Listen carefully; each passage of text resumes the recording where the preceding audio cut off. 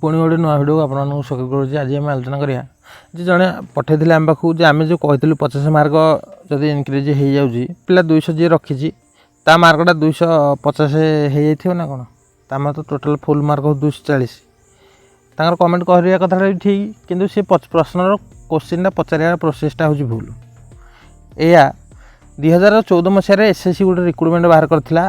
Combine recruitment से समय जानते से न्यूज बाबद से मैंने जिनसा भल भाव जानते कारण से फुल मार्क था 200 किंतु से कौन होता ना गोटे गोटे पिलांकर 212 218 230 ये मार्क था किंतु पिला माने भल भाव जानते जेहेतु नॉर्मलाइजेशन रे ये जिनस से जनकर मार्कटा 200 मार्क थे 218 30 50 जाए पड़े तेणु जिते 200 मार्क फुल मार्क थी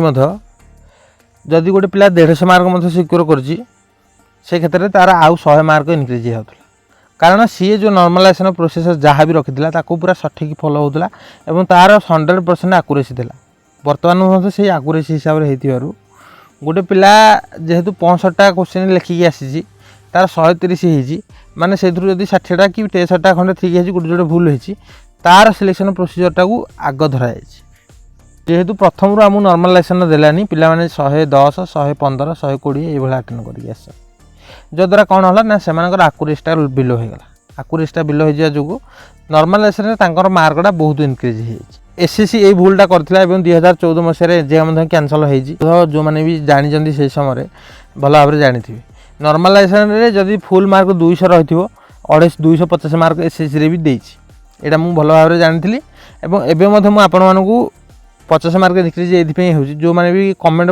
करुँच से मत लगुच अंडारू फुटी बर्तमान यहाँ हूँ फैक्ट माने एग्जाम आगु किसी भी को एग्जाम बाबद रिसर्च के भी करना ना एनालाइज कर भावुँ 200 मार्क रखिदिया पिला 250 होगा ताने 50 मार्क जब इनक्रीज होगा अरे भाई 50 मार्क नुह 60 70 100 ये इनक्रीज हो मार्क है से भाया इनक्रीज हवा जो गोटे गोटे पिलार 60 मार्क इनक्रीज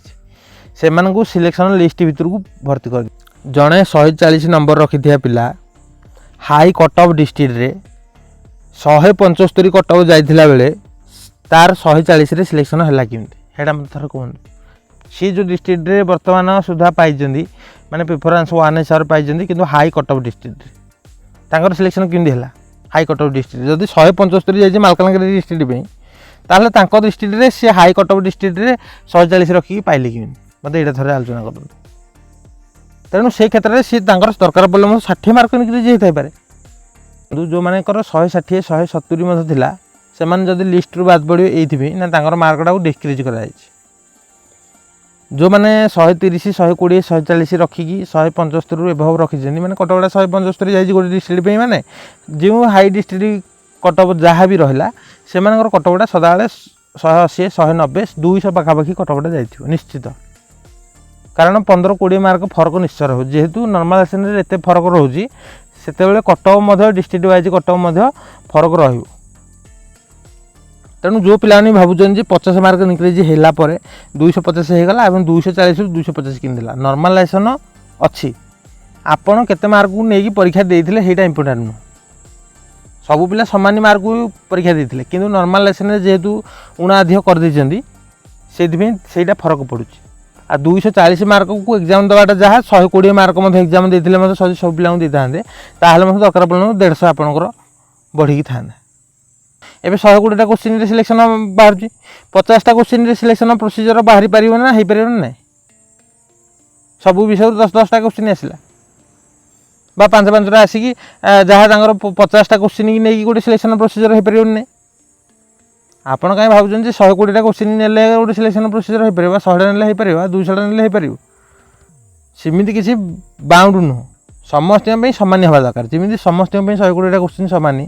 सेमती नॉर्मलाइजेशन तार पर इफेक्ट बेसी पड़ा दरकार नहीं जदि नॉर्मलाइजेशन जो कौन भी पिला सिलेक्शन होता कहि पूरा पूरी फुल स्काम कारण से पिलार योग्यता ना ही मार्क रखा कटअप मार्क पाखक जावा कि नॉर्मलाइजेशन रे 50 मार्क बढ़ेगी से भर भर्ती कर हूँ फैक्ट तेणु यही बाबद आम पूर्व कही आसीचु केवल अपेक्षा थिला जे केतेबेले कटअप मार्क पब्लिश हम और जहाँद्वारा कि कटअप मार्क पब्लिश हो जो आम भल भाव क्लीयर हो गलु जे 50 मार्क 50 60 70 ये इनक्रीज हो डिक्रीज है 20 30 40 50 ये डिक्रीज जो द्वारा कौन आप सिलेक्शन लिस्ट पाखक आ पहुँच पारे यहाँ हूँ फैक्ट। तेणु जड़े 170 बा 180 जदि जड़े मार्क रखुची तार नॉर्मलाइजेशन रे बेसी इफेक्ट पड़ोनी ये ना तार आकुरेसीटा अधिका थी निश्चय जड़े 180 240 रखुची माने तार आकुरेसीटा निश्चय अधिका थी से 180 रखुची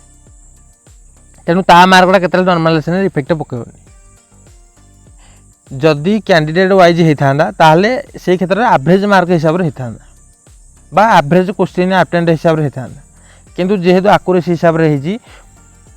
पर्टिकुलर शिफ्ट रो कहबी जे मार्कटा बढ़िनी बा पर्टिकुलर शिफ्ट रो मार्कटा कमिनी पिला वाइज बढ़ी ताने से आकुरेसी हिसाब से यहाँ हूँ आपण मैंने जो मैंने भी कमेंट करते 200 मार्क रखिया पिला 250 केमती है यहाँ से किसी बाउंड नुह आपड़ 240 क्वेश्चन माने 240 मार्क सिलेक्शन हो पारि था 120 मार्क सिलेक्शन हो पारि था जिते मार्कर परीक्षा होता है इंपोर्टाट नुह नॉर्मलाइजेशन केते मार्क बढ़ी कमी से हूँ मुख्य इंपोर्टाट तेणु कहीं 50 मार्क बढ़ी कमी से समय आसले आम जापर भिडियो रखुच्छे देखा नुआ भिडियो।